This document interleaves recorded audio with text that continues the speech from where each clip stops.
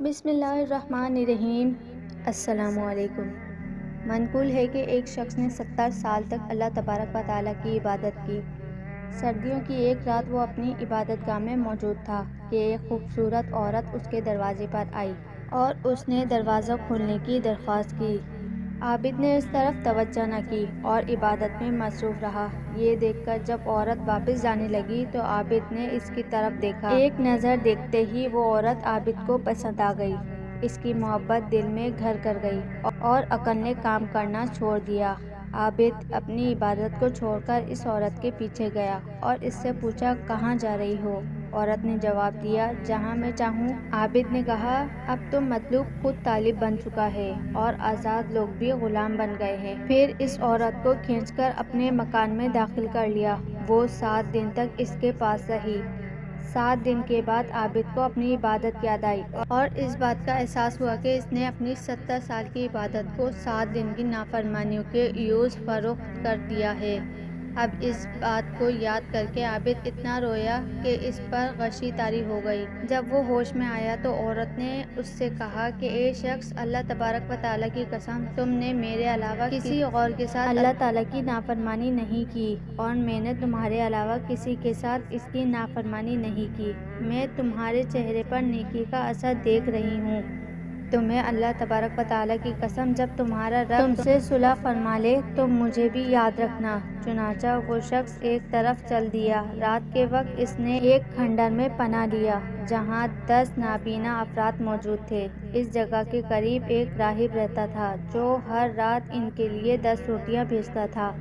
آج جب راہب کا غلام معمول کے مطابق 10 روٹیاں لایا تو اس گنہگار عابد نے بھی ہاتھ بڑھا کر ایک روٹی لے لی۔ ایک نابینا شخص جسے روٹی نہ مل سکی، اس نے کہا، میری روٹی کہاں؟ غلام نے جواب دیا، میں تو 10 کے 10 روٹیاں تقسیم کر دی ہیں۔ نابینا شخص نے کہا، کیا میں بھوکے پیٹ رات گزاروں؟ یہ معاملہ دیکھ کر عابد رو پڑا۔ عابد نے وہ روٹی اس نابینا شخص کو دے دی اور اپنے آپ سے کہنے لگا کہ میں اس بات کا زیادہ حقدار ہوں کہ میں بھوکا رہوں اور رات گزاروں، کیونکہ میں نافرمان ہوں جبکہ یہ شخص اطاعت گزار ہے۔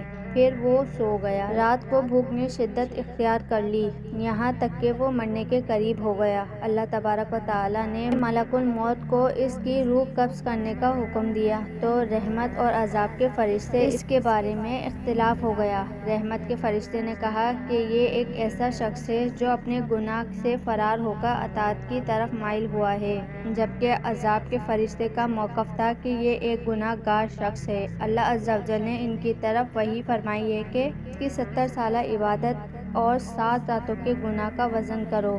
جب وزن کیا گیا تو گناہ کا وزن زیادہ تھا۔ اللہ عز و جل نے اس پر وحی فرمائی کہ 7 راتوں کی نافرمانی اور اس روٹی کا وزن کرو جو اس نے ایثار کی تھی۔ جب فرشتوں نے وزن کیا تو روٹی وزن میں بڑھ گئی، چنانچہ رحمت کے فرشتے نے اس کی روح قبض کی اور اللہ عز و جل نے اس کی توبہ قبول فرمائی۔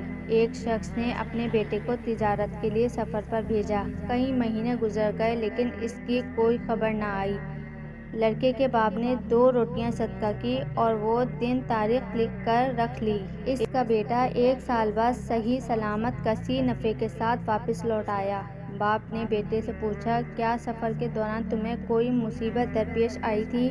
جواب دیا، جی ہاں، دریا کے وسط میں ہماری کشتی ڈوب گئی اور دیگر لوگوں کے ساتھ میں بھی ڈوبنے لگا کہ اچانک 2 نوجوان ظاہر ہوئے جنہوں نے مجھے پکڑ کر دریا کے کنارے پر پہنچا دیا اور مجھ سے کہا کہ اپنے والد سے کہنا کہ ہم ان 2 روٹیوں کا بدلہ ہے، اگر وہ زیادہ صدقہ کرتا تو اس سے بھی زیادہ بدلہ پاتا۔ امیر المومنین حضرت سیدنا علی المرتضیٰ کرم اللہ تعالیٰ وجہہ الکریم فرماتے ہیں، جب تم کسی فاقے والے شخص کو پاؤ تو تمہارا سامان اکٹھا کر کے وہاں پہنچا دو جہاں تم چاہتے ہو کہ اٹھانے کی غنیمت جانو۔ اللہ رب العزت ہمیں بھی اپنی پناہ میں رکھے اور اپنی راہ میں کچھ نہ کچھ صدقہ کرنے کی توفیق عطا فرمائے۔ امید کرتی ہوں کہ آپ کو آج کی ویڈیو اچھی لگی ہوگی۔ اگر آج کا پیغام اچھا لگا ہو تو یہ ویڈیو کو لائک کر دیجیے اور آگے شیئر کر دیجیے تاکہ آپ کو اس کا ثواب ملتا رہے، اور مزید ایسی معلوماتی اور اسلامی ویڈیوز دیکھنے کے لیے میرے چینل جنت پلانٹ کو سبسکرائب کر دیجیے۔ تو دوسری ویڈیو میں ملتے ہیں، تب تک کے لیے اللہ حافظ، دعا میں یاد رکھیے گا۔